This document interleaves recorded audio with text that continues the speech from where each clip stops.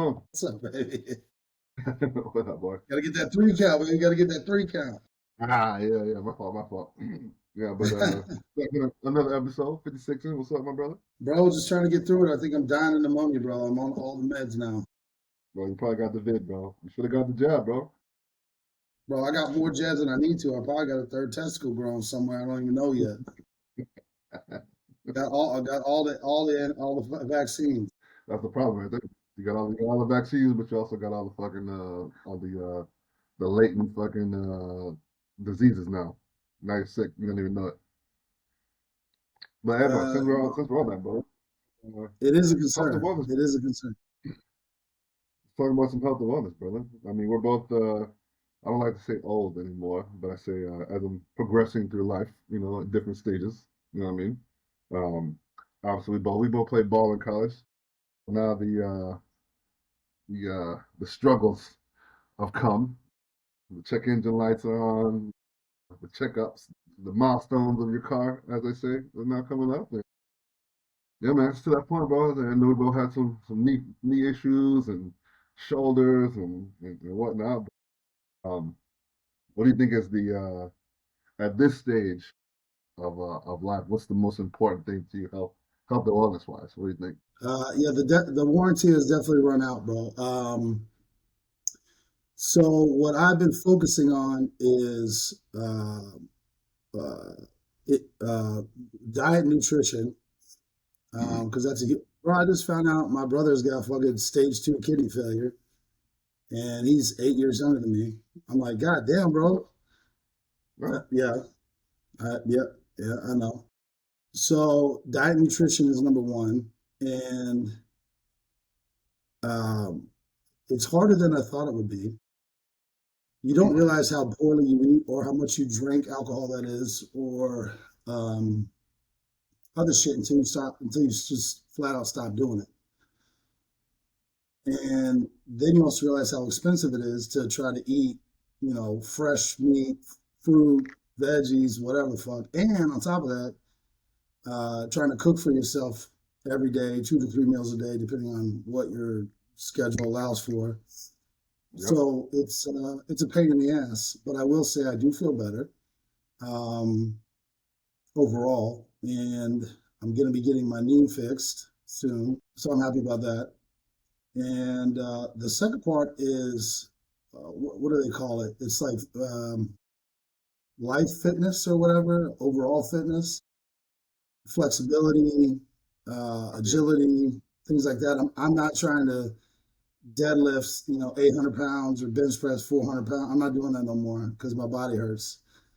And I'm not coming at you, but at some point, bro, you're gonna have to stop doing that shit. I know you don't want to hear that from me, and you deny it every time. And you're like, "Oh, bro, my knee, my back, my shoulder. I'm gonna ease up." And then 2 weeks later, you're repping out 405. I'm like, "All right, bro, just keep doing what you're doing." Well, that's What about you, bro? What do you normal. got going on? Yeah, man, same thing, bro. I mean, I know we talked offline, but I'm down like almost 20 pounds from the surgery, and I think it's I mean, obviously, I mean, you understand the struggles, but there's probably like maybe one or two people who've actually seen, uh, I guess, like you said, the behind the scenes effects of the physical shit I've been dealing with, bro. Those days I could literally just not walk around the house. It would take me like 5 minutes to be able to just walk 3 steps because my shit was just feeling so bad. But I say like the warranty definitely ran out, and after getting my knee fixed, where I realized like man how much I wasn't moving around, and I guess for all those years we were younger, running around doing shit that's like I'll be fine, I'll worry about it later. Well, now it's the later, and now I'm trying to take care of it. But the biggest thing, like you said, man, is the diet part, bro. I've just been whole foods, cooking stuff. I mean, uh, my main thing lately is just well, the intermittent fasting too. I eat between 12 and 8. And I usually my main meal is steak, whether it's reverse sear or sous vide. You haven't got one, just get one. Steaks. I eat steak, eggs, a little bit of cheese, and fruit, bro, is my most consistent thing. Super easy. I've got, again, like it is difficult to just like to do that constantly day after day after day, but like I just gotten it down to a thing, got a vacuum seal. I just do a whole bunch of it, chop it up, vacuum seal it, put it away. But it is expensive, bro. If you're not like, I went to Publix the other day to get, couldn't make it down to Costco in time.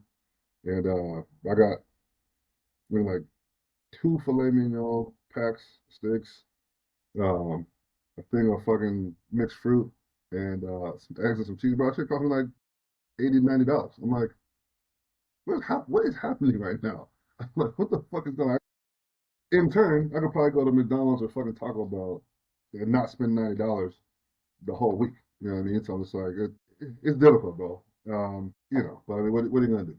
At this stage, we gotta be a little bit more meticulous, as you say, with the overall shit. And I'm about to get back into I signed up for this yoga thing, and I'm signed up for Good. the kickboxing thing. Yeah. So it's like just to get back into moving because I'm like, bro, we're used to playing sports and that's like doing shit. And then like once you stop doing it, it's like that. I mean, it's physics, but like it's so much harder to just like get that momentum started again from like a dead stop, as opposed to just like continuing on the path. So just like getting back into like a physical routine day to day. I mean, the only thing I've been able to do for like the last 3 months is like walk. So it's been like just walking my ass off, literally. And not that it's boring, but it gives me a chance to catch up on like podcasts and audiobooks and shit. But it's like, all right, I'm ready to like get moving again. I see how sedentary I had become. You know what I mean? With the injury shit. So I'm like, no, I gotta get moving, bro. So I hope you're able to bounce back. Oh, get the stem cells, brother. Get the stem cells. Yeah, All right. well, stem cells only work if you got space to put them in, bro. I don't, in my knee Oh, anyway. But I'm asking about. I will also warn you about kickboxing. As long as you use it for fitness, not, and I know you, bro, because you kicking the heavy bag, you just had knee surgery that puts strain and torque on your fucking knee. You need to Front be kicks only. cautious of that shit. Front kicks only. Mm. Yeah, exactly. Something, whatever you got to do, or just use it for training. I'm all about flexibility, kicking, jumping. I think you need to be able to do all those things. But when you start fucking quick twitch, smacking a bag, and You it know me, used to bro. feel good for me until it feels good until the day it don't. And you're like, oh, shit, my knee. Um, the other part that's been hard for me is trying to explain this shit to my kids, the diet and stuff. Mm. Because, bro, I grew up Taco Bell, pizza, bro. I played all three sports. I wasn't protein cre I didn't do none of that shit, bro. I just ate, drank, did whatever the fuck I wanted to do. And I'm trying to help my kids, and they're just like, oh, dad, it's All so right. much effort. If you I'm learn like, to do okay. it, it'll be so much easier than when you're trying to learn it at 40 and trying to, dig into shit. They don't understand, bro. They're skinny now. Just like we used to be skinny. I was like, all right, Yeah. okay. Bro. Allie ain't skinny no more, bro. He's starting to Yeah, I see them getting a little, got some He's little getting a little curves. something, bro. He's got his protein, his creatine. He's working out with a dude that's I think 19, BJ. I'm Mm-hmm. like, allegedly he can't be on steroids because they drug test these motherfuckers. Dude, he's the biggest motherfucker I've ever seen. He is. I was like, is that bitch Simone? Like, what the fuck's going on, bro? I'm like, how is that possible? That's genetics, but I like those don't look There you like go. normal genetics to me. Yeah, TRT at At fucking at 19, you should look like, bro. His chest is like this, and like his arm, he's got like 20 inch. He's 19, and I'm like, bro, there ain't no way that bitch ain't on roids. Like, what the fuck? 19. Come He's on like, now. Dad, I don't know what to tell you. They test us all the fucking time about this shit, and they're like, big time no no. And I'm like, that's a whole nother conversation because my thing Yeah, is, you're a soldier, bro. I don't give a fuck. Take yeah, all the fucking ones you want. You a guy. yeah, I'm a warrior in this bitch. yeah. Super soldier serum, bro. Give me all the shots, bro. Yeah, give me all the shit. I don't know. That's how I feel now Uh, at this stage. I'm like, hey, just give me everything. Okay. yeah, fuck it. So anyway, yeah, bro. Yeah, but flexibility. I'm glad to hear you're doing yoga, bro, because I've seen you stretch, bro. Can you even touch your toes? Of course I can. I'm far removed from being able to do do a full fucking split. You know what I mean? But you know, gotta get back. Gotta get back. You know, it's a long road. It's a Yeah, I long don't think my body was built for splits, so I ain't doing that shit. road. Built for speed and power. That's it. That's right, bro. I'm the fastest man alive for 5 yards. After that, we got to figure that shit out. That's what You cars made are it away for. from yards. You earned it. You earned it. Nah, Shit, man. What else is going on with the job? Anything new? bro, just getting on my training and my certifications. That's right. Loving it. Congratulations. Congratulations. You finally learned how to shoot, bro. Congratulations, bro. That's right. I mean, I think we talked about it a little bit on the last episode, but No. now I get to go to armory school, so I'm excited about that. I'm, starting to be able to do things that I want to do that interest me. Well, good, bro. See, when you line up your shots, bro. See this? You know what I mean? uh, that's good, bro. I'm glad I start sending my guns to you. You know what I mean? I got Uh, you, bro. I'll tweak them bitches. yeah. And, well, I mean, I told you, but I started a new thing. So last week was the first week being a accident investigator. Full time, and it actually in the some of the area now is where we used to work back in the day. So it's definitely trial by fire the first week because it was I'm the only one for the fucking district after like 5 o'clock. So which is prime accident time. So just bouncing around, bing, bing, bing, bing, bing, bing, bing, bing, accidents and whatnot. But it's a nice change, man. It's like I said, it's a nice change, new area, some of it new, some of it old, but it's a nice change, new eyes on the career. Obviously, we're trying to want to Bro, get try to more of get that. that training, bro. Accident reconstruction, I'm telling you. Yeah, yeah. I was talking to a buddy of mine who was the accident investigator for my squad for a while. We took some reconstruction classes, so it'll probably be something that I'll do here. Finding time, I have some diving stuff to get into in the summertime. So, trying to find some time to get in that on the training schedule. So, yeah, man. Like I said, it's new, it's fresh, and it's a nice little change of pace. So it's pretty good. Mhm. Yeah. Let me ask you this. I'm happy about that, but now you just reminded me of stuff.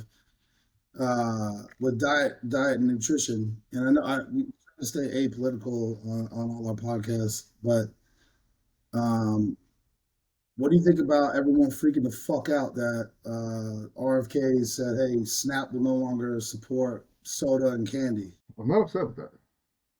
I'm not upset about it. I People mean, are I think freaking it's, out, bro. I, and I think, and obviously, as someone who's, I'm not someone who uses it, but I'm part of my, I guess, my initial, I guess, questioning of the outrage is it a socioeconomic thing? You know what I mean? Where it's like you're taking off the stuff that's people can actually afford on it. Like we said, I mean, I went to, you Well, it's buy SNAP, Snickers. so it's free. It's taxpayer funded.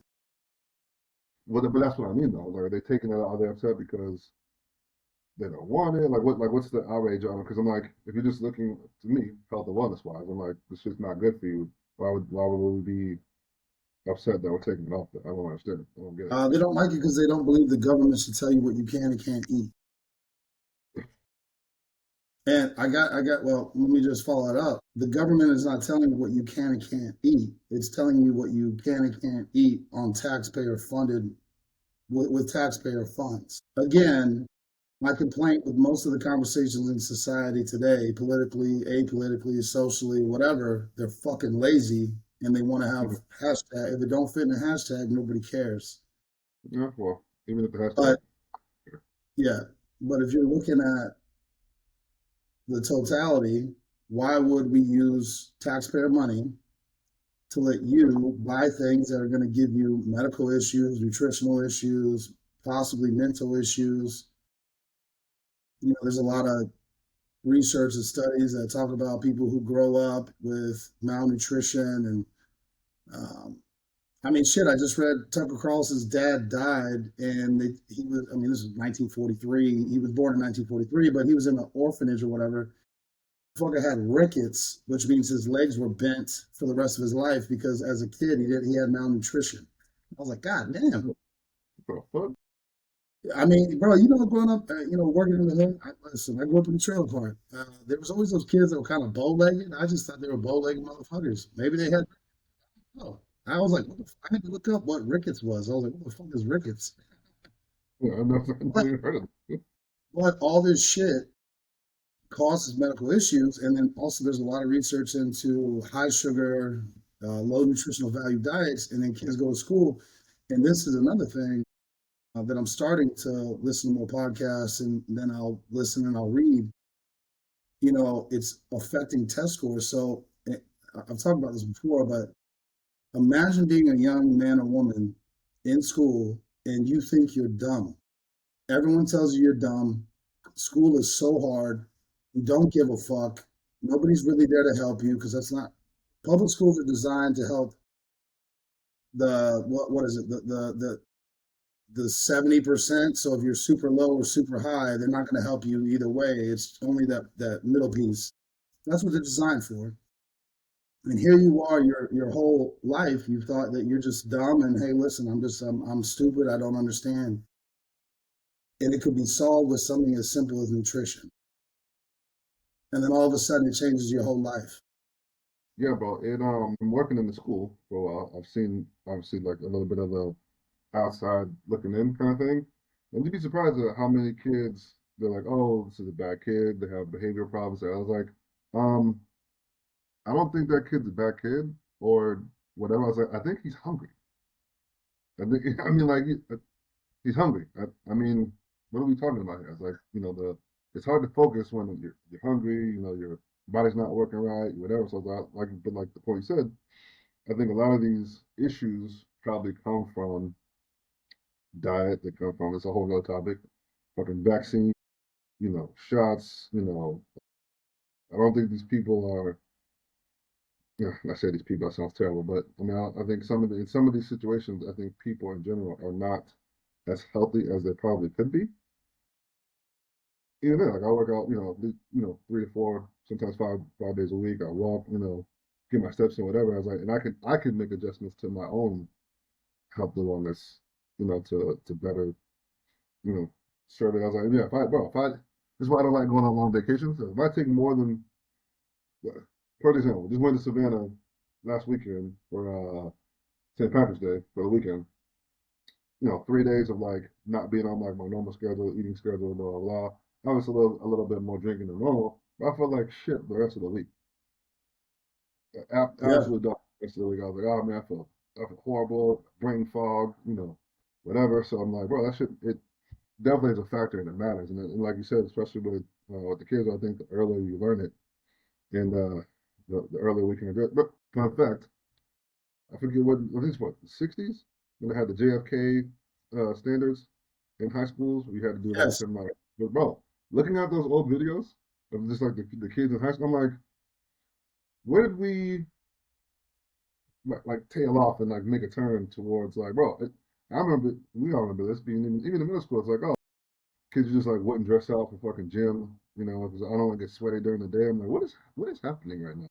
We're yeah, not like we're not physical, we're not physically fit, we're not even, I'm like, bro, again, I think you can pick a struggle. You can't be weak and fat and and slow and without like pick a struggle. I mean, if you're gonna yeah. be fat, at least be strong. What I mean? If you're gonna be weak, at least be fast. You know what I'm saying? Do something. Golly. hmm Come on. But dude, I remember again. Keep in mind, I grew up in a trailer park, but as a kid, I don't really remember a lot. But I remember I remember sometimes we'd eat rice 3 meals for a day, and my dessert would be rice with cinnamon and sugar on it. Like that. That's just what it was.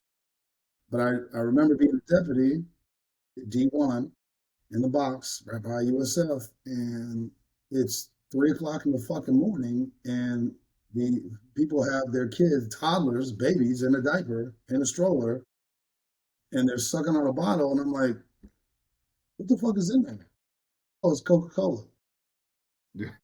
You giving a baby Coca Cola? He likes it. No shit, he likes it. It's fucking sugar. No fuck. Also, why is he up at 3 in the morning? What are you doing? And then it's It's like, oh no, man, the sit. Well, see, I don't want to get in trouble, but it's like, is that systemic racism? When that kid grows up and he doesn't do well in school and he's we to a life of crime? Was it because the system is holding them down? I'm not saying certain things don't exist, but at some point you gotta like and listen, it's not a black thing. It's not I saw that shit in a trailer park. What Also, happened? other cultures that come to the US, they do wild shit, bro. Like in Maine, when I was a trooper, I went to a house. It's a two-bedroom, one bathroom house, and there's 9 people living in it. And they had, and in the kitchen, all the cupboards where dishes go, they had chicken coops in there. They had chickens laying eggs. What the, So listen, yeah, again, these are real things. So that shit happens. And so anyway, back to the SNAP conversation, I think we should be promoting health. yeah. But also, if you remember, I mean, even the fucking, I mean, this is where it's hard to trust the government though, because even the food pyramid, right? Bread was the Mm-hmm. big, sugar was on the top, and then you had like little meat and little, it should be the other way around. Protein, no sugar. Maybe I mean there's sugar in bread, but whatever. It should be meat, veggies, fruit. That's the fucking pyramid. Done. Yeah. Yeah. Maybe some grains. Let me throw in some grains, beans, rice, whatever. But not fucking bread, sugar, and fucking candy. I mean, we all have our vices. I mean, shit. I had Starbucks, the non-dairy foam. Yeah, yeah, yeah, yeah, yeah. Yeah. But we all have our vices and whatnot. But even then, bro, I've learned to try to cut shit where you can. I'm like, I used to be a big mixed drink guy when I was younger. Go to mixers, but then you develop a palate. And I'm like, nah, man, just give me a nice cube and some whiskey or some tequila, and we're done. I don't need all the mixing and shit. I was like, you just try to cut those calories and sugars and shit where you can, and it makes a big difference, bro. It's a huge difference. Be surprised. It does. A lot of people be surprised they clean that shit up. How much better they feel. You know what I mean? It does. Now let me ask you this though, and we're kind of bouncing back and forth, but for the health and fitness parts, Andrew Huberman, Joe Rogan, um, I'm missing one and I apologize, but they talk about simple things you can do to start your day that go beyond just running, walking, lifting weights. I think all those things are important. But like they call it grounding, where you put your feet on grass, like real grass. Up north, that's just a little hard in the wintertime, baby. But they're like, look, you don't need to spend $8,000 on a grounding mat. If you can, that's cool. You just sleep in it, but you don't have to. Just go put your feet in grass or sand or whatever for 10 minutes a day. First rays of sunshine, shirt off, stand in the window, let the light hit your eyes. Don't stare at the sun. Again, people got these dumb, don't stare at the sun, but just let the light hit you. Cold water, hot water, all those things to Mm-hmm. kind of jumpstart your body. And obviously, they're well more versed and spoken on it than I am, but these are just simple things and breathing exercises, which I still haven't done. But it's like Mm-hmm. that whole process might take you a half hour. Yeah. Do you look into Well, any of those things? Do you I, adhere to any of those things? Water, well, yeah. hot?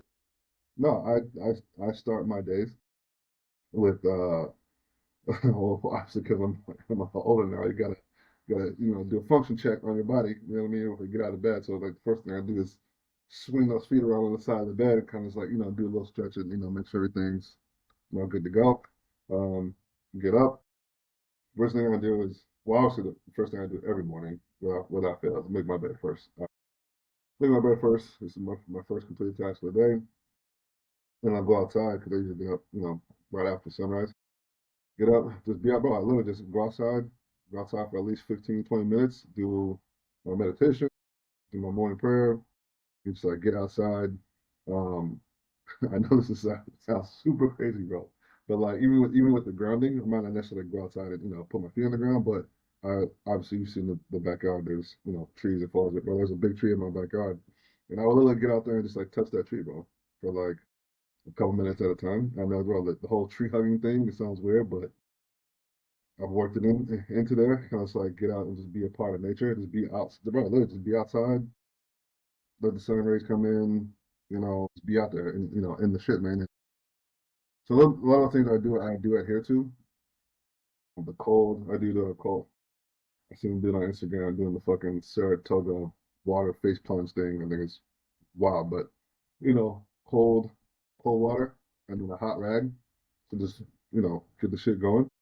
And it's I do think it's a good way to start the day, man, because if you just kind of just like it, it it it wakes you up, not necessarily your body like is awake and moving, but like it wakes you up like mentally, like clarity, just like start the day off. And thinking, I notice when, especially when I'm traveling, and it's hard, like I said, to be out of your routine. I notice a big difference when I don't get that in, Yeah.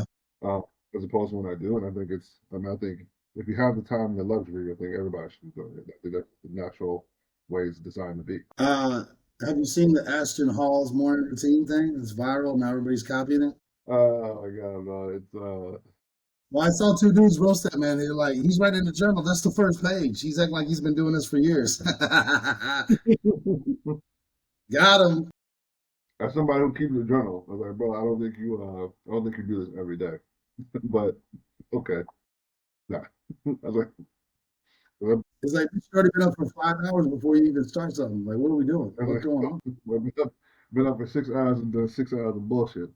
Well, took him out when he did the wiping the face with the banana. I was like, bro, what are you doing? What the fuck? No one does that, bro. No one does that anywhere. I was like, you Nah, don't do that. You don't do that when you're not on camera. Stop it. Stop. yeah. No Nobody does it. That's outrageous. no one does that. Get out of here. Come on. So you start your day, Uh, but you start down with a banana with potassium? Come on, bro. Fuck out of here. yeah, bro. That shit had me rolling. I was watching, but I saw the video, but I always go to the commentary ones where they break it down and Yeah. roasted that dude. They're like, what is he Four, doing? 4 minutes dive in the air. He started the dive at 7:30, landed at 7:34. It's like, come on, bro. Just get out of here. Stop, bro. Also, good for you, bro. If you got that kind of time, good for you, baby. Yeah. Okay. All right, bro. We talked about we started something, but tell me what you said. Segregation is coming back, bro. What the fuck are you talking about? Oh man, I'm surprised. I'm surprised you haven't heard about this, bro. No. Trump, First I'm hearing about it. You brought it up. Trump got rid of some federal mandate or some federal policy that uh, I guess makes segregation legal on a federal level, even though it's still illegal on a state level. And the outrage to me, and again, maybe I'm just not well versed on it. I just don't care enough about it to have an opinion one way or the other. But I just think it's an interesting conversation where I'm like, what year are we in? And how we're such a progressive society that we're still talking about this kind of stuff. And like,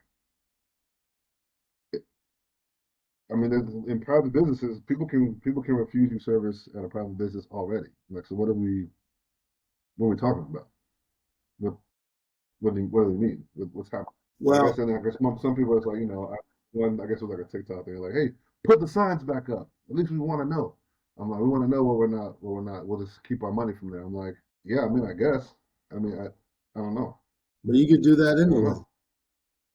You can do that now. I don't know. Well, let me go on my little diatribe because it's something people have experienced it in small doses, but this is why I have issues with the federal overarching federal mandates anyway, because it's too broad. It should be state by state, but it's called malicious compliance, meaning, Hmm. and I'll give two examples. When Ron DeSantis, the governor of Florida, was like, hey, we probably shouldn't be talking about anal sex and butt plugs and drag queens in front of kindergartners. That seems a little Yeah. outrageous, doesn't seem reasonable. And the opposing party called it a book ban. He hates gays. We can't talk about slavery anymore. And he's just like, what? What the fuck are you talking about? This is for like, whatever, elementary school kids. Like, I said no anal sex and butt plugs and fucking drag queens. Like, when did it come into that? Another example was Pete Hegseth said no more DEI shit in the military. He's like, we want warriors. I don't give a fuck what gender, race. He goes, if you're a fucking warrior, then you can be in the military. All this other shit got to go out the window. Within 2 days, they're like, oh, sending out memos. We can't teach about the Tuskegee Airmen anymore. It's like, what the fuck are you talking about? That's not at all the purpose of what he was trying to put out. So malicious compliance. Um, Like, oh, I'm complying with what you said. And what and this again ties into we've lost reasonableness. People don't want to have Yeah. conversations. They just want to take whatever you listen. It happens on the other side too. Um, it happens both sides. So it's not a left or right thing. It's just if you hate somebody enough, then you lose your fucking mind. Um, Hmm. which also ties into something else we've talked about, but like people fucking hate Trump so much that anything educated people, dude, like, how's your day? Well, I'm just trying to swallow the fact that the end of the United States and the destruction of our justice system is occurring. Huh? What? Did I miss something? Did I miss a memo? Did you not see the election? He's destroying everything. And I'm like, oh my God. So, this is the problem with the federal system. It's also, well, again, Biden, I hate him so much. Even if Biden were to do something good, people wouldn't see it as good. And so we've lost this Yeah. mutual respect for our country and elected officials. And but it also stems from the fact that the federal government is not designed to deal with individual instances or stories. They just have to go, no more immigration, no more whatever. With the idea being, hey, we got 20 million illegals in this country. We got to get these fuckers out. We got to figure out who they are. We got whatever's going on. Well, within those 20 million, there might be 100,000 that like this person's a doctor doing cancer research. This person is a businessman. You know what I mean? So, and like you saw Maxine Waters, well, maybe we should kick out Elon Musk and Melania Trump. Because they're foreigners, they're foreign nationals, or what? It's like, why we got to be lazy like that? You know what I mean? Those individuals are not the same as the MS-13 gang members or the Tren de Agua or the murderers or the rapists. I don't understand why they try to just meld the two. It's like, no, there's a fucking difference. People who hate this fucking country, don't want to adhere to the laws, should get the fuck out. Now, we Hmm. can't kick out U.S. citizens, although I wish, hey, you hate this country so much, I got somewhere for you to go then. But we can't do that, right? But the fact that this is such a explosive topic, I'll just never, it's such a lazy conversation because nobody on the right or the left wants murderers and gang members roaming around their community, wherever the fuck they live. But to say, "Oh, you're destroying families and you're subverting the rule of law," I'm trying to make the country safe again. And now there will be people that get caught up in that, and I fully agree that look, you're a doctor doing research or you're a successful businessman employing 100,000 people. No, you should be welcomed with wide open arms, baby. That's why I mean, but Trump is Trump, bro. Like the golden Visa card or whatever, instead of a green card, it's a gold card. I mean, I think that shit's outrageous, Well, but whatever, dude. We want wealthy people to come build jobs and invest in the U.S. So what I mean, whatever he's got to do. And I'll also say no, this: yeah, yeah. Trump is still a man, bro. The Department of Justice pissed him the fuck off. The IRS pissed him the fuck Oh, off. 100%. Are people surprised that he doesn't like them? I mean, Yeah. Like, bro, what world do you live we know in? what's Like, if happening. you We know have it. the power to go after your enemies, would you not do the same? Your perceived Like, come enemies? on. Come on, We bro. know it. Some of this is like, bro, we know what's happening. We get it. We can read between the lines, right? Bro, I mean, tell me right now if your frontline supervisor, your sergeant, was a fucking prick and just to try to destroy you, and then within a year you're like now the fucking sheriff. You just gonna let all that go? No, I got something for Oh, you now. I might Now not you say got anything midnight. about it, but hey, as they say, I might not come out and say certain things, like, but there'll be signs. You'll know. I mean, it blows my mind that people get this upset. I'm like, well, how has it affected you personally? Yeah, yeah. But again, Most but that's people, why I mean, most people have no we talked. response. Yeah, we talked about this before. And I was like, I don't. To me, I look at a lot of the federal stuff as you said, like you would your house, right? And it was like my responsibility is to my house first, and so I wouldn't let some of these other things come in like my house. But you can't come in here and disrespect what I got going on, or be a danger to what's going on here. I was like, you gotta get the fuck out of here. So I mean, I think when you break it down in that sense, people can, I guess, I would hope people can understand that sentiment. Sometimes I'm gonna be honest, man. Sometimes I just think people just looking for shit to be mad about, to just be mad about shit. And I'm like, And even then, when shit happens, I'm like, okay, this is where we are currently. I said, what are we going to do about it? How are we going to make the best of the situation? We're already here now. So now what? Uh, You know? Firebomb Tesla dealerships and harass Tesla owners. Again, Okay, I fucking guess. outrageous. Yeah, I not mean, gonna change. what Not are gonna you do hoping to anything. accomplish? Yeah, not gonna do anything about that problem. But okay, sure, whatever. No, Or perceived like problem, let's say, whatever you think. it blows my mind, dude. Like the thought process that people have or don't have, I guess. Have y'all had any of that shit down in Florida? Yes. Uh, I'm sure we do, but you know, I mean, I don't watch the news, so I don't know. I'm too busy trying to be peaceful and tranquil to really just get into a whole lot of the BS. But I mean, you know, with the job, there's so much shit that happens in the course of a day that never hits the news. You know, so it's like, Oh, you know what I mean? They're like, oh my God, there was a shooting yesterday. I was like, bro, there was 6 shootings last week that you never heard about. What what what are we talking about news wise? What to me, what's newsworthy and what's not is, you know, like I said, I don't have the time to really just get into a lot of that shit on a day to day basis. I'm like, it's not gonna better my day at all. And two, I'm too busy out here trying to just be, like I said,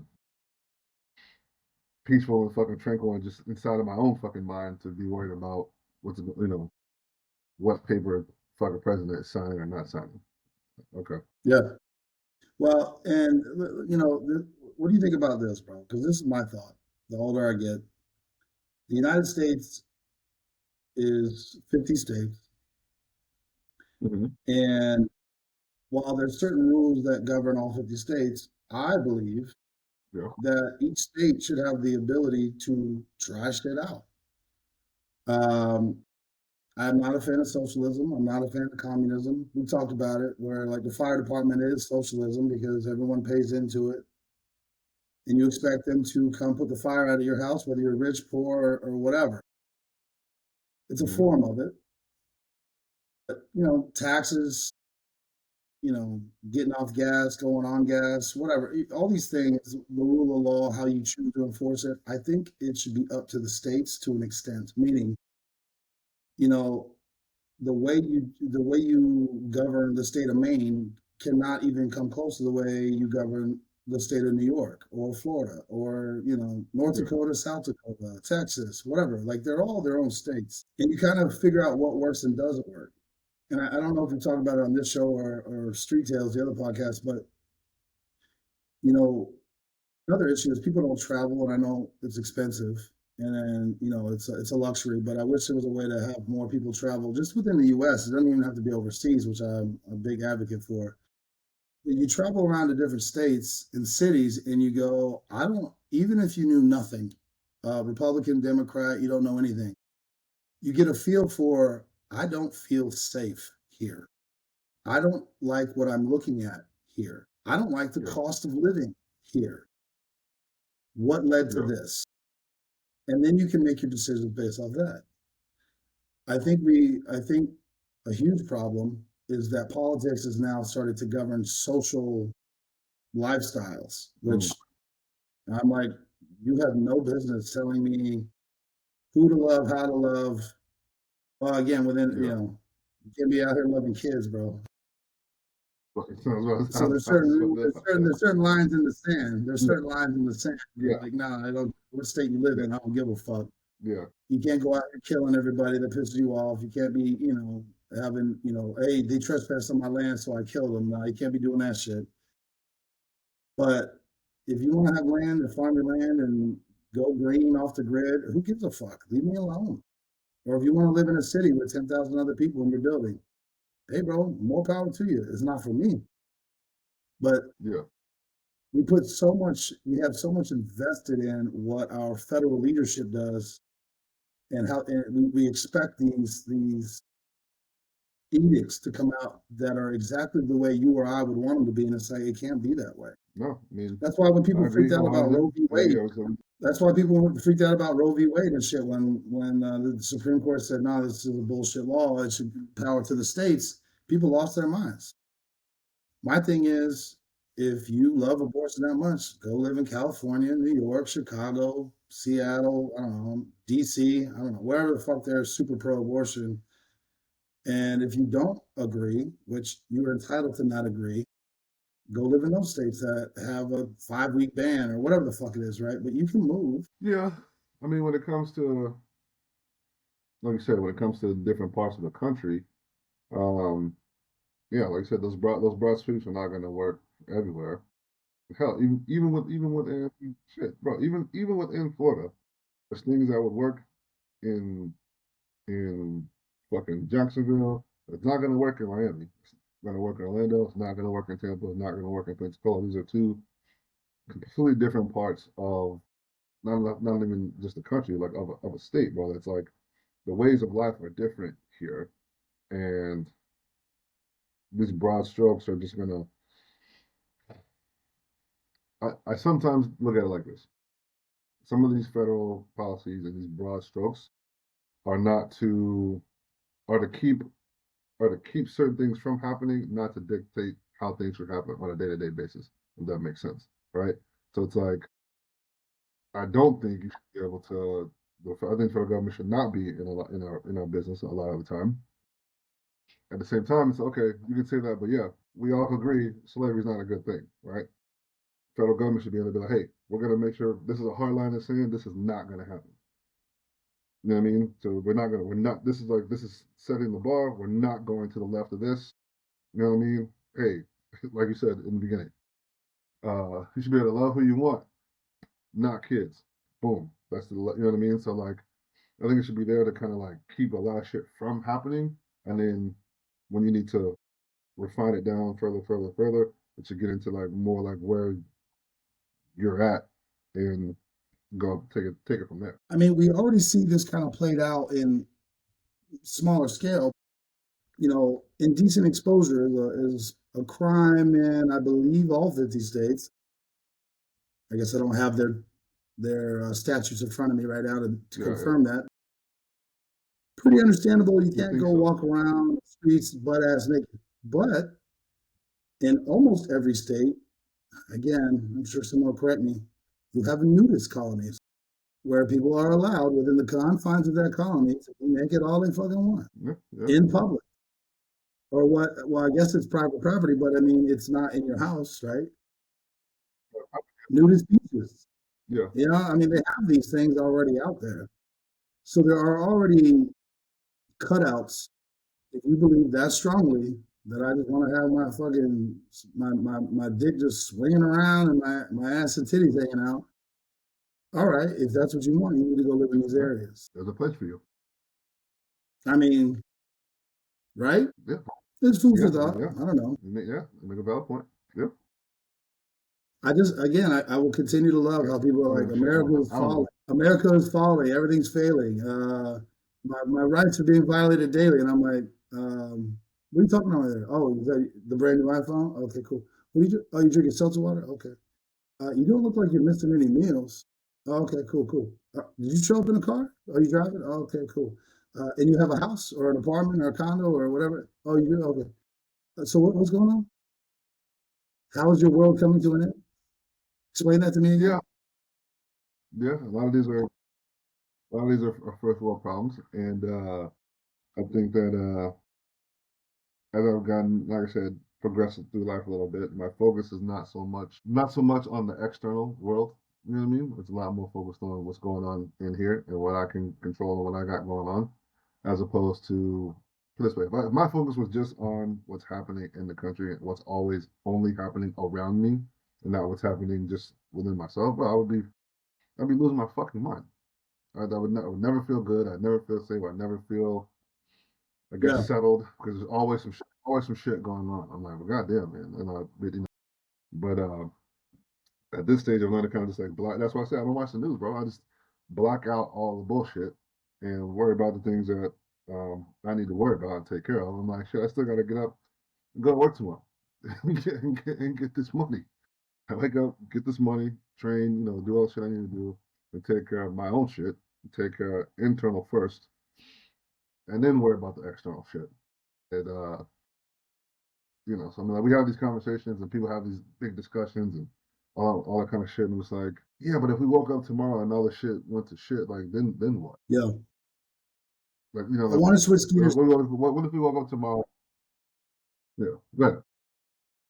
I just want to switch gears because I meant to ask you about this probably a week ago. I forgot, but it kind of ties in. I don't know if we've talked about it on this show or not. Eddie George, who was the coach at Tennessee State, my former alma mater, let's go baby. Um, he left the head coaching job at Tennessee State to go to Bowling Green, Kentucky. Now, I have not seen. I mean, I haven't seen social media any hate, any angst. Everyone's like, "Congrats, we're happy for him, all the success." Why did Deion Sanders get so much hate when he left Stanford to go to Colorado? And what's the difference? There is no difference. I think people just don't like Deion Sanders. I think that's the difference. I All think that's the right, difference. that's not what they were saying. They were like, you left an HBCU to go chase money, Colorado, blah blah blah. And the whole time, I'm like, I mean, I think even Stephen A. Smith, I can't remember if he was pro or against it, but he had heavy feelings about it. You know what? Before I start saying something wrong, let me Google that real quick. But there was a lot of hate because they're like, oh, you're abandoning HBCU to go chase white money because Colorado State's majority white, although football is majority black. But whatever. Yeah, like I said, there is no difference. The other coaches do it all the time, even though it's not HBCU. You see a smaller school. Hey, you went from, I don't know, Florida State's Mike Norvell was the coach in Memphis. You go well at Memphis, left Memphis, go to Florida State, take all the money. No one's gonna say shit about that. They're gonna be like, oh man, you got a better opportunity. Good for you. You earned that. Same thing with Deion. The only thing people get pissed, people just don't like Deion Sanders because he was good. He told you he was good, and there was nothing you could do about it. And Yeah. they just don't like him. You know what I mean? That's all it is. That's it. Let's see here. All right. So good. I'm glad I paused myself. So Stephen A. Smith was defending Deion Sanders not only for leaving, but also because there was a lot of nepotism because he's like coaching his son. He's like, I do the same fucking thing. Yes. And I don't Yeah, see what the problem is. Well, I know we talked about this on the very first one with the LeBron thing. Yeah.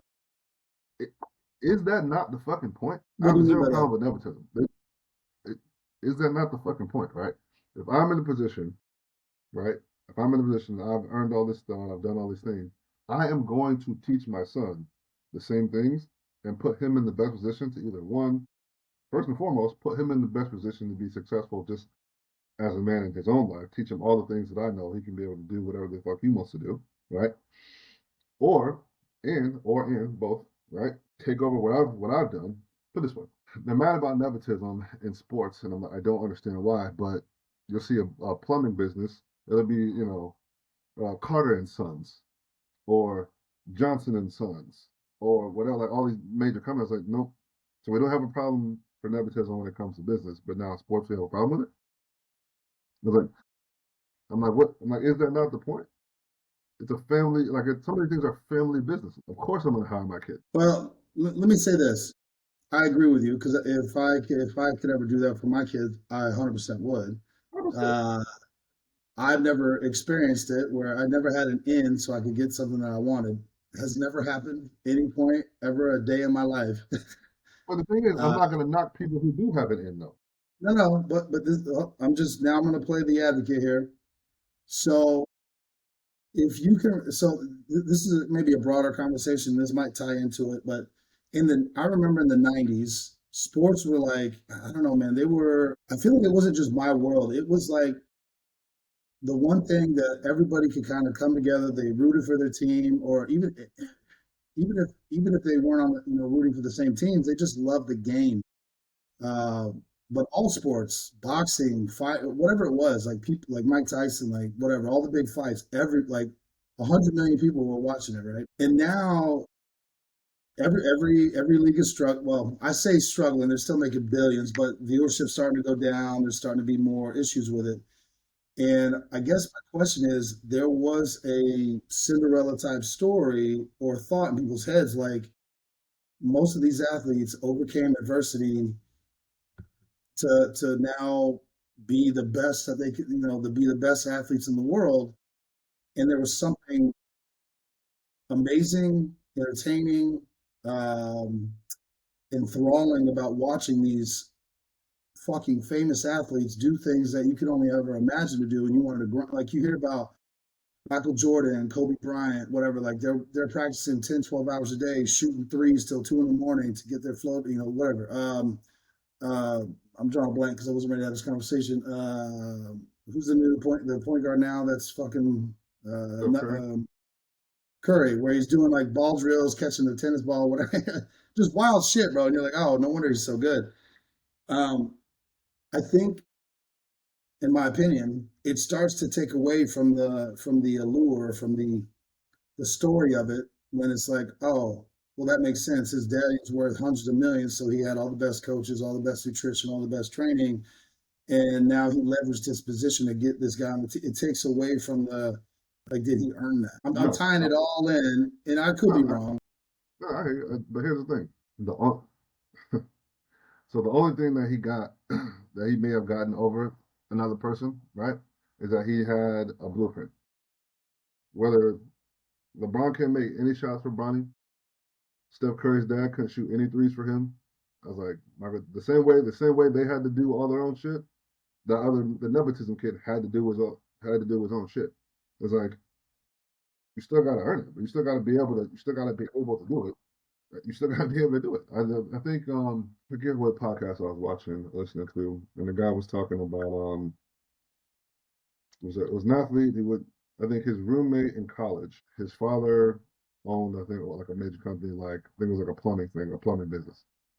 I think it was Kenny Smith. He used to play for the Rockets. It was his roommate in college. His dad owned like a really big plumbing company. Obviously, we're talking about a case of nepotism. He's like, but his dad made him had to go to plumbing school to learn to be a plumber and literally learn everything about the business all the way up before he was ever able to, take over the business at some point. He's like, you need to know this thing through and through. It's like, just because you're my son doesn't make you qualified to be up here. I was like, you need to know everything that I know to be able to run this successfully. As like I said, even in cases of nepotism, the only thing that you may or may not have that nepotism will get you that somebody who doesn't have that, I said, one is an opportunity, an extra set of eyes, you know, knowledge, but you still have to do the work. You still got to do it. But you know what? It's like this, bro. It's like this. And I tell you all the time when it comes to like working out, right? We have the internet, bro. There's all the information that you need on diet, exercise, nutrition. All of it is out there, right? And I heard this guy. This is a powerlifter. I'm drawing a blank on his name, but I remember the clip very vividly. He said, I could write you a plan. He's like, I could write you a plan. I could tell you everything to fucking do to the T. He's like, at some point, it's like, I can't do a single rep for you. I can't lift this weight for you. There's nothing I can do for you except give you the information. And a lot of it is just shit you can get. You don't even need me to get the information. Because I say 8 out of 10 people won't even start, won't even try it, and then will complain about the shit that they didn't get. I can attest to that because my kids, you fuck, bro, you've been there. BJ, can you write me a workout plan? And I'm trying to learn about. And I say, and I would, which I've done everything I could do. You've done it. Everybody's done it. But they get mad at me because I'm like, you have a fucking phone. You have access You to have all these things. all the access to all the knowledge that has ever existed on the fucking planet. And instead of watching stupid fucking TikToks and bullshit about makeup tutorials, or whatever the fuck you're looking at, type in health and fitness, workout routines, and watch it. It's so boring. And I'm like, well, then you don't really care. Yeah, most of it is boring. Most of it is boring. It's very boring. It does suck. It is uncomfortable. It does hurt. It does like yeah, all of these things, and that's we get the term embrace the suck. But like, bro, none of this shit is easy. None of it's easy. Most things uh, are earned but not given, and I think that's the problem right there. Right, is that when it comes to that, most people think that. in case of nepotism, that they're what people are getting, what I call nepo babies, that they're getting are given and not earned. I think that especially in sports, that's different than like a trust fund kid who didn't have to do anything. He literally just was born and inherited all this kind of money. Yeah, I get why you'd be bothered by that. I was like, but even then, that's still not their fucking fault. And I'm like, isn't that not what your parents are supposed to fucking do? I was like, I want you to do better and be better and have better than I had through life. And like, is that not the goal here? Well, I could speak to trust fund babies. They're not all the same, and they don't always have a great life. People think they do, they don't. Now, with that being said, there's plenty that their parents were their parents, and they taught them as many lessons as they could, and they talked to them, and they had great relationships. Those kids are usually much more well adjusted than I inherited, whatever, $300 million, and I was raised by, a slew of nannies, au pairs, whatever, and I went to private schools and boarding school, and I'm like, well, what was your relation with like your parents? They're fine. Oh, What? okay. Well, you missed a few steps. I think that's the other part. I try to talk to my daughter about this because she sees people's lives on Instagram, Facebook, TikTok, whatever, and I'm like, you cannot compare yourself to those people. I said, one, because 90% of it is bullshit, fucking a lie.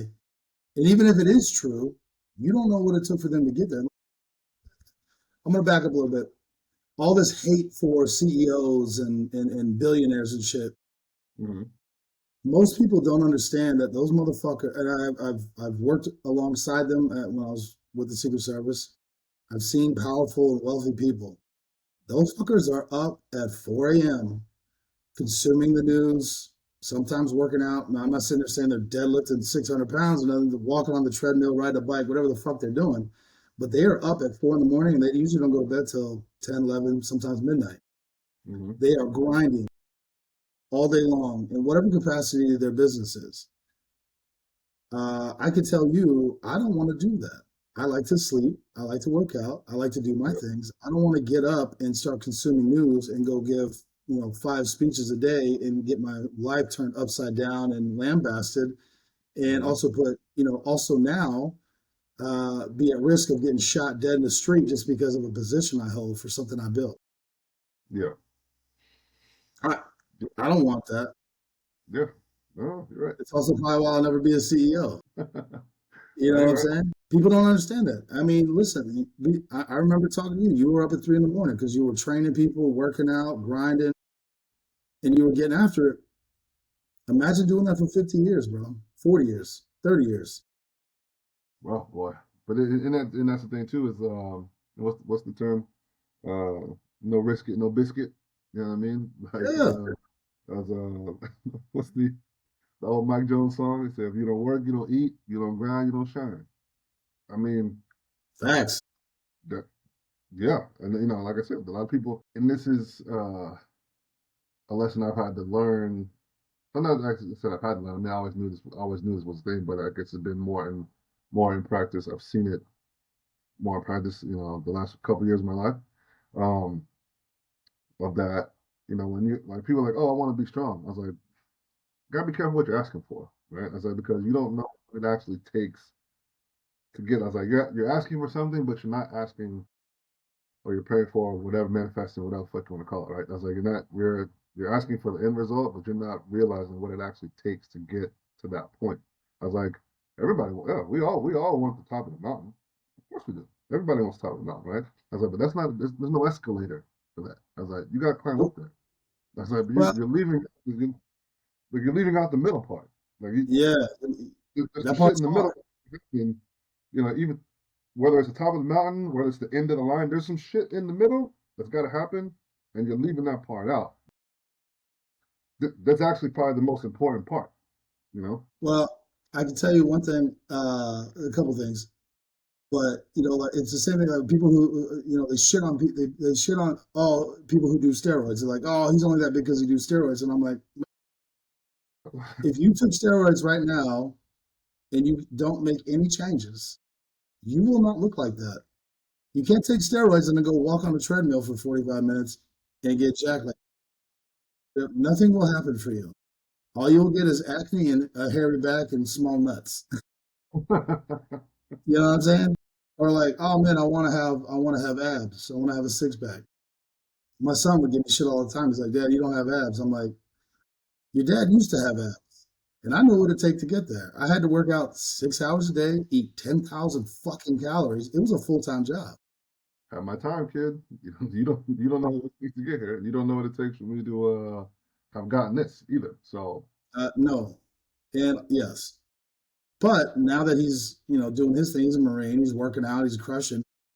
But that motherfucker is up every day, 4 or 5 in the mhm, morning. He goes and works yep, out for 2 hours, taking all, protein, creatine, doing all the things. Then he goes to class all day. Then he gets out of class. Then he has to go eat right. Then he goes for a run.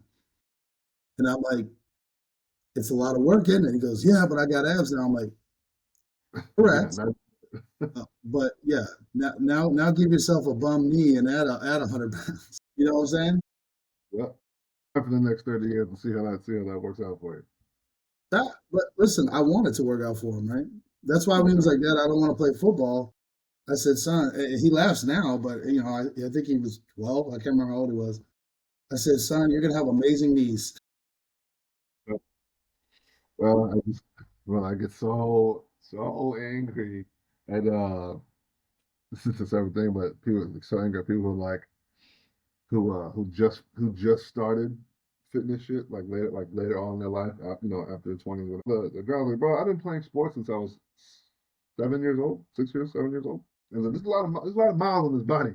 I've been playing contact football since I was what? So from 9 to what? 2021. There's a lot of miles on his body. But I was like, football and baseball. I was like, bro, I'm banged up. I was like, but you get the people who, again, social media, whatever. I was like, oh man, look at my transformation for the last 2 years. Like, bro, you've never done anything in your life. I was like, you have zero adversity when it comes to battling through shit. You've never been injured. You never had you never broke a bone. You never done anything. So I'm like, well, okay, let me give you a couple concussions, some broken ribs, jacked up knee. Let me tear your shit up, 2 or 3 times, work your shoulder up, and then let's see after that. Yeah, let's see how you Let's see feel with what that. how you feel after that. Let's see if you really like it as much as you say you do. But Yeah, it's all fair good. enough. It's all good until that adversity comes. Adversity, I'll read some shit somewhere. It's a really good quote. It's so good I actually might tattoo the shit on my body. Oh, shit. It says, essentially, it says, he gives you the opportunity to prove who you say you are. It's like the Mike Tyson thing, right? It's like everybody got a plan until they get punched in the mouth. Now what? Yeah, yeah. Now what you gonna do? You know what I mean? You know what? Actually, you just remind me of something else. Hold on. Sorry. I'm gonna get his name right because I've been listening to Andrew Huberman, Mm-hmm. Health and Wellness. Again, I just recommend it to everybody. Trying to remember the dude's name. Stuart McMillan. All right. He's a track Okay. and field coach. And I'm gonna ask you your opinion because athletes, bro. He said speed, human speed. He goes, running is the best indicator of athleticism. Meaning, Yes. he feels that sprinters, fastest man in the world is the fastest man in the world. Period. The end. Because it's a measurable thing, a measurable contest. And he goes, it is the highest. I'm trying not to. I'm fuck it up, but it was something. It's a 3 hour fucking podcast, but I'm still listening to it. He goes, it is the highest achievement of fitness you can attain. Speed. He's like, not endurance. He goes, that's a different thing. Speed. He goes, Usain Bolt ran 100 meters in 9 point whatever 987 whatever the fuck it was, sub 10. He goes, he's the fastest man in the fucking world for that time.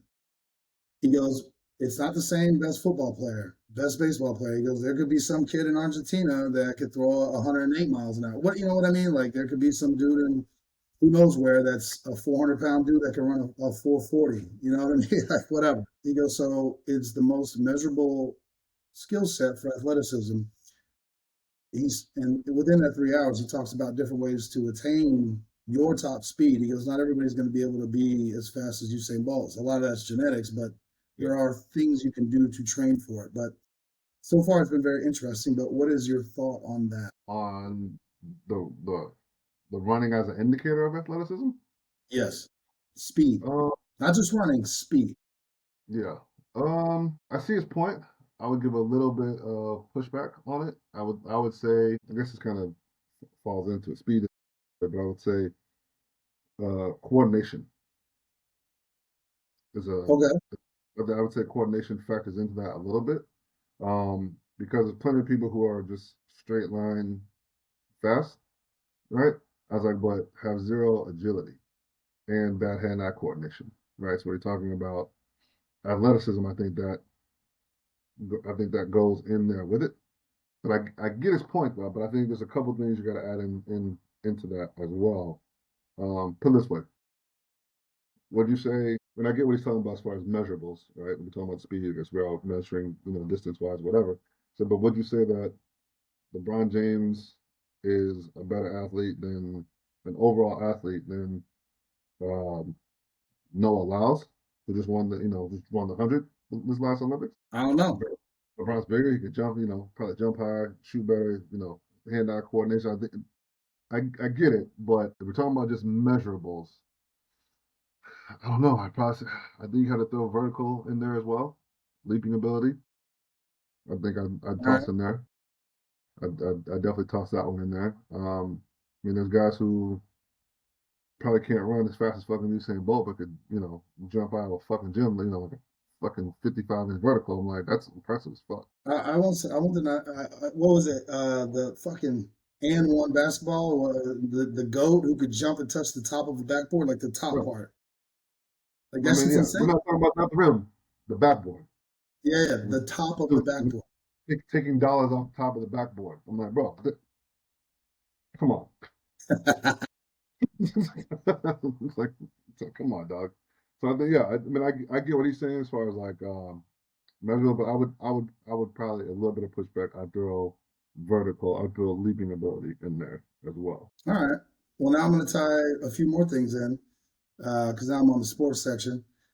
Uh, the baseball player who said that Major League Baseball is a white people sport. Wait, what? Who said that? Oh, bro, you didn't hear about this? Who said that? That's crazy. Oh, bro, hold on, bro. Hold on. I gotta look it up. I'm gonna tell you who said it. Let's see. I think he plays for the Yankees. Jazz Chisholm Oh, the guy Jr. that they just picked last year. Yeah. I'm sorry, he said it's a white sport. In what context? 6% of last year's opening day players were black. Yeah. How many of them were Latin? Ah, well, there you go. I don't know that one. How many were Latin? How many were Asian? You know what I mean? What the fuck? Yeah, Um. I know. He's the top players in the league right now. They're not white. Well, okay. Okay. I understand what he's saying. I get it. Yeah. Right. Get it because somebody who grew up playing baseball. I will say that I get what he's trying to say, the point he's trying to make. But I think I put it this way. I view that argument the same way I view American soccer, men's soccer, on a world scale. Right? Our best athletes do not play soccer on a men's national level. Our best athletes are not playing soccer. Right? Facts. Countries, soccer is not a top sport. Other countries, Brazil, Argentina, Mexico, Spain, like some of these other, but the best athletes you have are playing that sport, and it's reflective in the rankings, in the results, or whatever. So when he's saying it's a white sport, I would venture to say maybe what he's trying to say, what I take him to be saying is that the undertone of it anyway is that our best athletes don't play baseball. They're playing basketball. They're playing football. They're running track. They're doing other things as opposed to playing baseball. So I ran into a situation. I never forget the shit that kind of threw me for a loop back then. But this happened to me on two occasions. Once in high school, another time in college. I was a better athlete than the other white kids on the team. My cousin was. This happened to a couple. uh, other kids that I played with that were black versus whatever. It's like we played multiple sports. So in the springtime it was baseball. In the wintertime it was basketball for a little bit. Obviously, summer going into fall was football season, right? I'm sorry, spring and the summer. You got spring ball is the summer is the thing, obviously. Into the summer was Legion, summer ball, whatever, and then that would lead into football season in the fall. In the wintertime was basketball. Because we were off playing football during fall, the coach would be like, "Well, would make the argument, well, you can play multiple positions.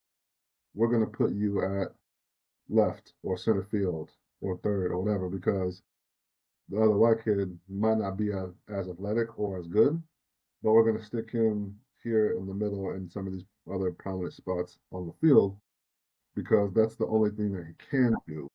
And he does this all the time, so he might be more dedicated." And I'm like, that's not my fault. He's not as good as me. All right. You know what I mean?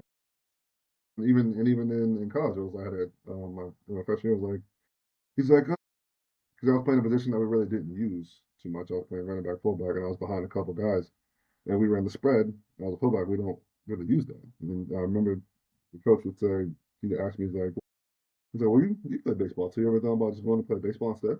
I'm like, but I'm What are but you I'm trying to? here because this is what are you trying to say? It's like, almost as like you're good. Like, wouldn't you prefer to do like something else? Because almost as and I don't think that even with the baseball thing, think I don't want to put the racism clause on somebody without them coming out and saying it, right? I say, but I could feel the undertone of it being what Chisholm is saying is like this is like our like this is the only thing that we have as as a white thing. You have this other thing you could go do while you're trying to be like in this space. And I'm like, I don't want to put that on him and say that's 100% what he was saying, but that was what kind of like the undertone of what I felt it being. And I'm like, okay, interesting. Because bro, I've seen, I know this happened with my cousin, and he probably would never talk about this, but I'll tell it for him. He's like, bro, it's not even close, not even fucking close. Him being a better athlete than some of the other kids on the team, and it's like we're all looking at the same thing, guys. We all see what's happening here. Why is he not getting burned over the other kid? Well, we're gonna put him over here instead. It's like he's the best shortstop on the team. It's not even close. Well, we're gonna put him at second. He's why? Say why? Like no, like say why? Like what? We're all looking at the same shit. He's a better fielder, has a better arm, he's faster, has a better bat, hits more. What are we talking about right now? What's happening? You know what I mean? So I think in listening to what he's saying, I kind of get it. And put this way, going through that experience in that sense, this is the first time that I learned. My parents would tell me this when I was younger. Sometimes you're gonna have to do twice as much to get the same. This was the first time in my life, and I didn't really understand the the, the magnitude of it at the time, but this is my first time actually seeing it. If I'm not overwhelmingly twice as good, you may not get the burn or the player or did do whatever. So you have to be overwhelmingly good to be able just to get a shot. And I'm like, okay. And it's not that it's sobering, but it's like, oh, okay. Well, at least now I know what we're dealing with. Okay, I'm gonna have to be like whatever. See, I don't know, man. I mean, because obviously I played for TSU, Yeah. HBCU, Mhm. and I was usually the only white guy, or there may be two of us at a whatever. I think I'm the only one that stayed from beginning to end and graduated from TSU, Tennessee State University. I never felt that way, or like I was a diversity pick, or any. I felt like I earned that shit, Mhm. and I was always privileged to play alongside phenomenal athletes. And it wasn't until maybe my senior year somebody said that to me. They're like, "Well, yeah, they got to make sure they have a white guy on the team. You're the they, bro, they call me the token white guy," and I was We like, talking like that. I was like, took a white guy. I don't know that I don't know that I've ever heard it used that way, but okay. And I'm like, but it immediately made me doubt what I had accomplished. Hmm. And it wasn't from my teammates. My teammates never made me feel that way at Yeah, all. So I don't know, man. I'm having a hard time putting myself in that position. But what I'm saying is, I could understand, especially if it was coming from. I mean, I think if one of my teammates said that to me, it probably would have knocked me out, bro. Like it would have undercut me because it would have diminished everything I felt like I had accomplished. So I can't imagine what it would be like to be put in that position. Let's phrase it that way. yeah, I also don't know that every instance of that where that occurs that is the intent. yeah. And that's why I say I don't want to put that on them without them coming out and saying it. But like I said, put this way, I guess the better way to say is I think that's how it feels and that's how it's perceived on the other end. Yeah. And we talked about as far as like even if it was that, even if they never said it, racism is one of those things you can't prove until something happens or until they come out and fucking say it. Right? You're never really gonna know unless they say something about it. You're not gonna be able to prove that one way or the other.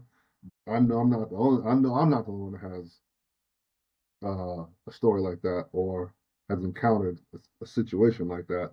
Um, even when even when it comes to, like, I think this is why the DEI thing um, is a big hot button issue, right? Um, and bro, we've seen it. We've seen it. I think we talked about it before, even in law enforcement. Well, it'd be like you and I have done things, and you see me do things career wise. If I do one thing, it's like, oh yeah, that sounds good, and then you'll have somebody else do the exact same thing, and it's like, oh my god, that's so fucking amazing. And oh my god, what a great effort. You're like, wait a minute, I just lived Bro, that life. stop getting mad you didn't get the life saving award, bro. Let it go.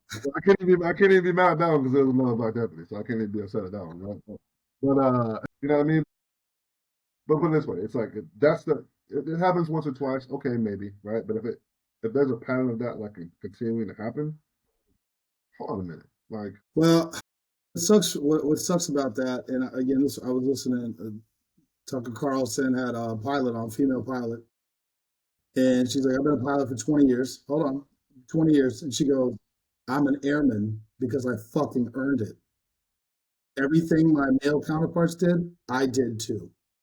And she goes, "I hate this DEI bullshit because now it diminishes my accomplishments." And she goes, "And other women and other people of whatever minorities, because now you don't know. It puts a question in your mind whenever you see a female or somebody not a white male who's a pilot.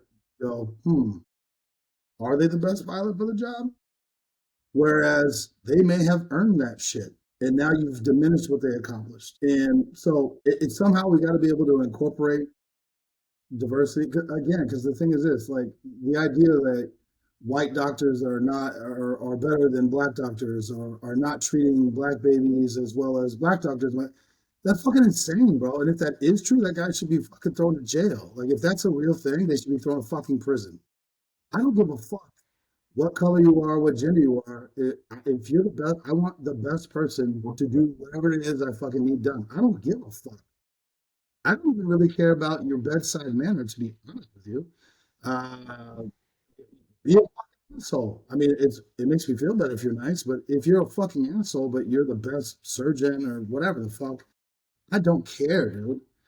I can't remember what the show was, but it was New Amsterdam, mm, and the thoracic surgeon was this. They portray him as a arrogant black man from Atlanta who fucking doesn't give a fuck, and he tells the chief of medicine and the CEO to fuck off. He's gonna, he's like, I'm the fucking best. I'm like, you're goddamn right, and that's who the fuck I want working on me, bro. I want the surgeon rolling up in a goddamn Ferrari because he's banking because he's the fucking best. I don't give a shit about anything else. And I'll tell okay, you right now, you go laugh, but if I'm getting a prostate exam, I would prefer to have a female put her little tiny finger in my asshole than you put your finger in my asshole because that's violation, bro.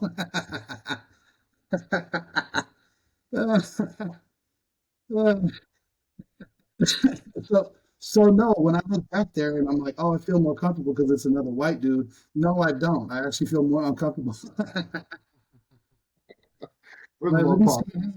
let me see your hands, bitch. Hold up, bro. Nah, you ain't doing that. I need somebody else. Exactly. Pause, first and foremost. Second of all, I don't feel comfortable. I feel worse now. You know what I mean? But now I get what you're saying, bro. But I mean, put it this way. In those cases, right? Once and this is obviously this is subjective as most of these things are, right? Um, like what is more? I want to say like oh, here we go. White cornerback, Cornerback. white cornerback. So for me, so hold on. I'll get to that. Mm-hmm. White running back. Everyone kind of went, until you see that motherfucker run. So for me, it's like you might pause. You just want to wait and see. There's no assumption of greatness until you see what they actually do. Now, if that white cornerback gets burned 9 out of 10 times, bro, get the fuck out of here. But we've all seen it, and dude, I mean, it happened for me. White tight end, defensive end. This motherfucker ain't. And then you do something, not the fucking shit. They're like, yo, yes, that's they people get because they want to see, do you have the ability to do the job? Now, Not I because will you're white, now but they we'll want to see what's going on. push back on it a little bit. White corner, white running back, white whatever, in a typically black dominated space, right? So we'll do the inverse of what Yeah, I go was ahead. talking, right? Do you think so? We did like a blind test and said, hey, tight end A had you know 700 yards, 8 touchdowns, whatever for the season. Tight end B had 900 yards, 9 touchdowns for the season. Which one of those things would be better on paper, right? You'd be like, oh, see, the second one, right? So would it change your perception if A was a white tight end or was a white corner or was a white? You'd be like, oh, motherfucker's actually holding his own. And then you're like, it's like, which one of these things will be because it's a black dominated typically space? Like, oh, look at the white. The white dude was almost as good. Like he's not the top, but he's higher than you expected him to be, right? I think as the inverse, you'd be like, oh, well, they got a white dude out there playing corner who's actually holding his own. It's like almost like, are you surprised by his number, or are you surprised because he's white doing that in what typically is a black dominated space? See, that's a hard one for me because I say both. I don't know, man. Put it this way, if there was a white corner who was just as fast as Dion, did all the stats, you'd be like, damn, would it be shit? He's just really that good, or is like, oh shit, you got a white corner who's actually good at that. It'd almost be like he's being referred to as a white corner, not just because he's good. It's also because he is white and is good. I see the comparison you're making. Yeah, but it's like if you see a black hockey player, but if you see a black hockey player that's just as good as Wayne Gretzky, You'd be like, now, is it would you is he say? more impressive because he's black, or is he impressive because he is that fucking good? I think that is I think that's where the subjectiveness comes in. You're not gonna be able to tell either way, right? But you'd be like, oh, damn, motherfucker. Like, oh, and he's white. Oh, okay. And I'll pay attention to this because he's white in a typically black down city. So what Chisholm's talking about on the inverse, right? Baseball typically, especially when I was growing up, was majority white sport. That if you come in and you're like you can't like for example, like you can't be just as good as the other white kids because you're just as good. Like in order for you to stand out, you have to be twice as good in order for you to stand out to get the same level of like, oh he's really really good. Like you can't have the same numbers. You got to have at least double the numbers. Like you have to stand out more with your play because put this way, well, the Jackie Robinson thing. Is Jackie Robinson an all-time great because of his numbers, or is Jackie Robinson an all-time great because he's the first black guy? Can it not be And why? both? And why did they pick him? Because there was other black players who probably had better, who were probably better than him at the time. Yeah, I don't know. You know what I mean? It's I would like say why? both. My thing is this: if you were the first black player and then you were just average, not the same effect. but that's what I mean though. It's like you have to be. If Jack Robinson was just a regular, hey, hit for 200, and he was just the first black player, but they sat him on the bench, would it really be significant? I mean, it would be significant because he's the first. It wouldn't be significant because he's good. You have to be good. I, that's I need to think on that more. So while I'm thinking on that, let me pose this to you. I'll leave names out of it just because he's a buddy of mine. His son is a freshman in high school, plays for a giant school. Try to be vague so I don't put it on who it is. Phenomenal athlete. In all fairness, all his kids, which is outrageous. I mean, nothing but positivity, but all his kids are fucking phenomenal athletes. Blows my mind. As a freshman, is already getting NIL deals and having people manage his social media and all this. He's a freshman, 14, dude. Okay. And so, but I love the guy to death. But he's like, I'm like, so how do you talk to your son? This like, how do you talk him through that? Like, that's a lot, bro. Like, that's a lot of hype for a 14-year-old. Like, he's like, yeah, we've already started talking because he's like, oh, Dad, I could play for Alabama or whatever, big schools. And he's like, you're thinking like an employee. He goes, those are huge schools. You can make a lot of money. He goes, but who has more money and more power? The player who plays for the owner of the team or the owner or the manager?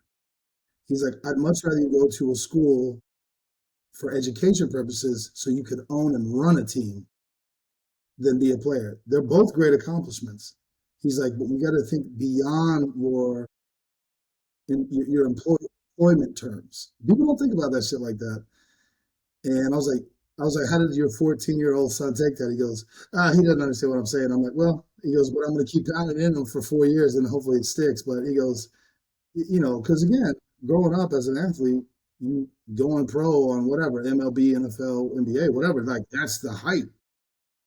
He's already thinking beyond that. And he talks about players who become partial owners or managers. He's like, that's where longevity comes in. He goes, because otherwise you're 30 years old, you made your money, and now nobody gives a fuck about you. Well, yeah, nobody talks about the shortness of career. They just see, oh, LeBron James played for 20 years, but Tom Brady played till he's 45. That don't happen. No, that's super rare. That don't happen at all, ever.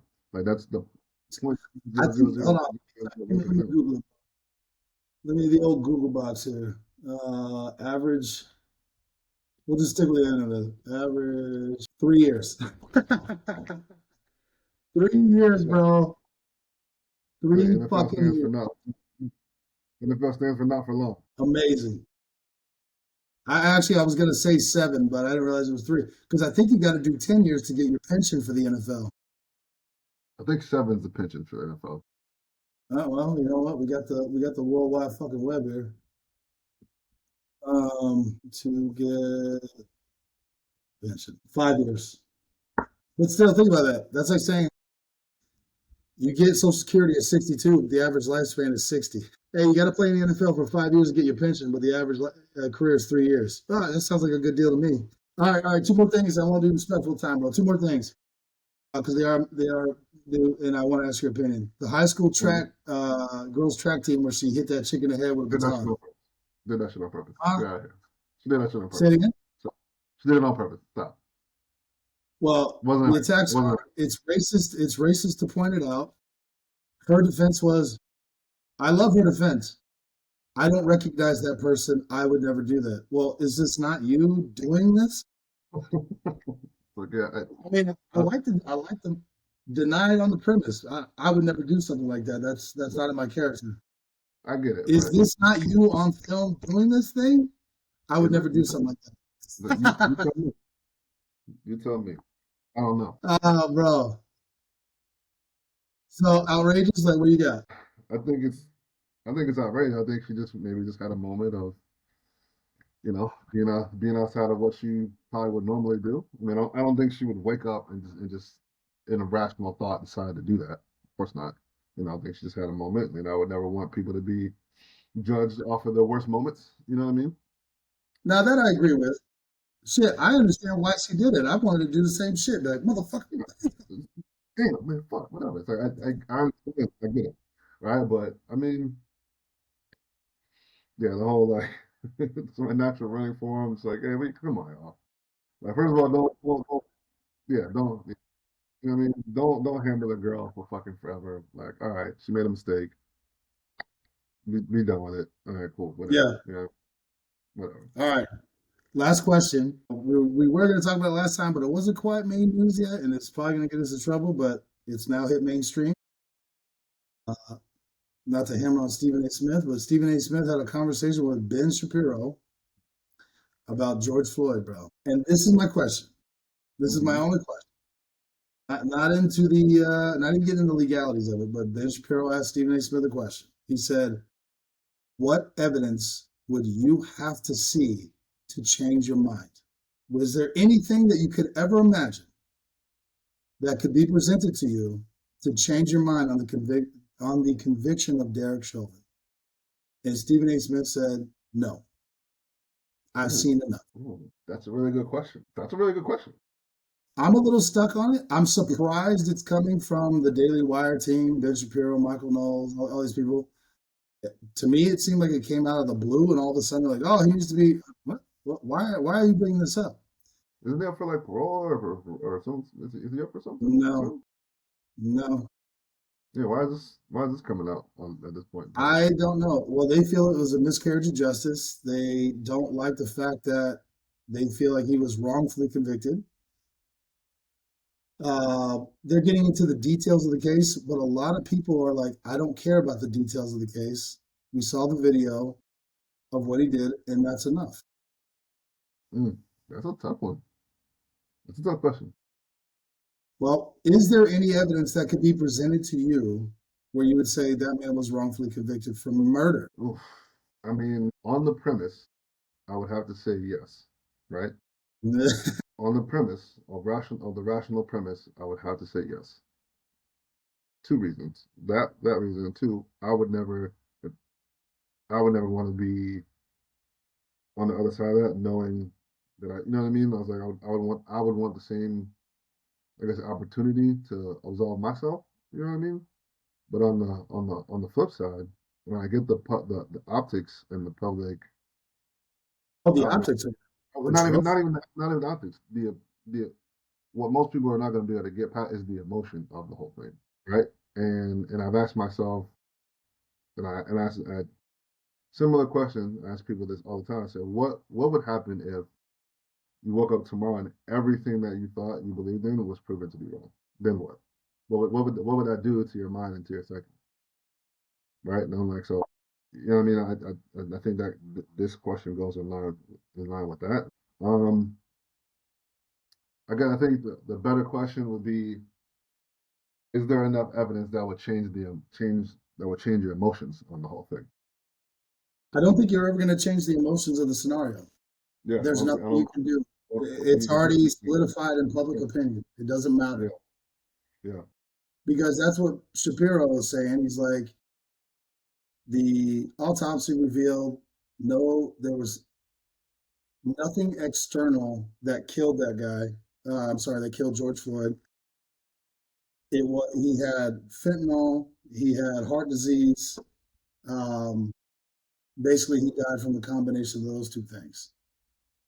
And Stephen A. Smith's thing was like he still had his knee, whether you say it's on his back or on his neck, whatever, for 9 minutes while he was on the ground. That wouldn't have helped. That couldn't have helped the situation, basically, Well, no, and which I agree with yeah, wholeheartedly. But Shapiro was saying, what if it was your son?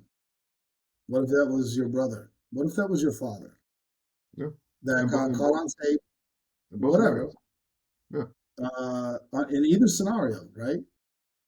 But public opinion right now is George Floyd was murdered. He goes, now what if that was your dad, your brother, your son, who was Derek Chauvin, who was again trying to do whatever job he was doing? And listen, I'm not painting him in the best. I'm not trying to say he's a fucking fucking hero. star.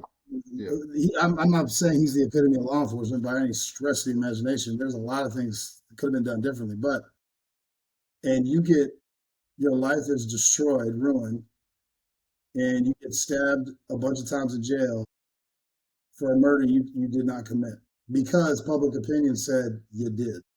yeah. I think it depends on it depends on what side of it you're on. I think Yeah. if you're if you're the family of Derek Chauvin, you're gonna obviously want to have that change. If you're the family of George Floyd, it's not gonna matter. Well, I'm not seeing the public outcry to let Derek Chauvin go. I haven't seen it. Like I said, it came out of And, nowhere, and I don't necessarily. and I don't not. know how I feel about it one way or the other. I'm like, it's just a rough spot, bro. It's just, but it's interesting. It's starting to, it's being pushed into the public eye. Yeah, that's interesting. Hmm. Food Hmm. for thought, bro. We'll ponder that. Maybe we'll bring it up on the next one. Yeah, well, that's a good one. Yeah, we'll have to revisit that one for sure. All right, brother. I gotta cut. I Yeah, appreciate me your too. time. I'm talking to you. Got to get out there, brother. All right, Let's go. Go grind, all right, baby. Go grind. exactly. All right, bro. Later.